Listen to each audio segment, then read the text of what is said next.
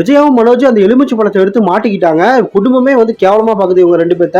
இவங்க மாட்டிக்கிட்டா மட்டும் என்ன பிரயோஜனம்? அண்ணாமலை ஒரு சின்ன பஞ்சாயத்து பண்ணி சரி அவங்கவங்க வேலையை பாருங்க அப்படின்னு சொல்லி அனுப்பிச்சு விட்டுருவாரு. இந்த மாதிரி நடக்கக்கூடாது. அண்ணாமலை நல்லா திட்டி விடணும் அப்படின்னு நினைக்கிறவங்களா கீழே கமெண்ட்ல சொல்லுங்க. யார் யாரெல்லாம் மனோஜ் விஜயா திட்டு வாங்கணும் அப்படின்னு நினைக்கிறீங்கன்னு நான் தெரிஞ்சுக்கிறேன். மறக்காம கமெண்ட்ல சொல்லிடுங்க. முத்து அந்த எலுமிச்சை பழத்துல ஒரு நூல்லாம் கட்டி சின்ன சின்ன ட்ரிக் எல்லாம் பண்ணி மனோஜ் விஜயாவை வந்து பயன்படுத்தி விட்டாரு. ஐயோ வாய்க்கு கொனைய போய் இழுத்துட்டு போயிடுச்சுன்னா என்ன பண்றதுன்னு சொல்லிட்டு அந்த எலுமிச்சை பழத்தை எடுத்து வெளியே தூக்கி போட போறாங்க. அப்ப வீட்டுல இருக்கிறவங்க எல்லாருமே வந்து பாத்துறாங்க. யார் திருநாங்களோ அவங்க தான் இந்த எலுமிச்சை பழத்தை எடுத்து வெளியே போடுவாங்க. அந்த ட்ரிக் யூஸ் பண்ணி தான் நான் வந்து சாமியார் கொடுத்தாரு அப்படின்னு போய் சொல்லி வச்சேன். இப்ப பாருங்க நீங்க 2 பேர் தான் எடுத்துக்கீங்க. நீங்க 2 பேர் தான் இந்த நகையை ஏதோ திருட்டுத்தனமா பண்ணிருக்கீங்க அப்படின்னு சொல்லி என்னன்னு உண்மையை கேட்கறாங்க. கேட்ட உடனே அண்ணாமலை வந்துட்டு யா விஜயா நீ கொஞ்சம் கோவப்படுவ கொஞ்சம் பொறாமப்படுவேன்னு நினைச்சேன். ஆனா இந்த அளவுக்கு திருட்டுத்தனமா இறங்கிட்டியே அந்த நகையை என்னதான் பண்ணணும்னு சொல்லி கேவலமா கேட்பாருன்னு நினைக்கிறேன். இல்ல சின்னதா ஒரு பஞ்சாயத்து வச்சுட்டு அவங்க வேலையை பாருங்க நடந்து போச்சுன்னு சொல்லி முடிச்சுட்டு வரோன்னு தெரியல. ஆனா கண்டிப்பா விஜயாவுக்கும் மனோஜுக்கும் இருந்த மரியாதையா போயிடுச்சு. இப்படி நகையை எடுத்துட்டு போய் வித்து கெராலித்தனமா பிசினஸ் பண்ணுமா அப்படின்னு சொல்லி கேவலமா திட்டு வாங்க போறாங்க வீட்டுல எல்லார்ட்டையும். இந்த மாதிரி நடந்தா நல்லா இருக்கும்னு நினைக்கிறவங்க கீழே கமெண்ட்ல சொல்லுங்க. நன்றி வணக்கம். அடுத்த வீடியோல பார்க்கலாம்.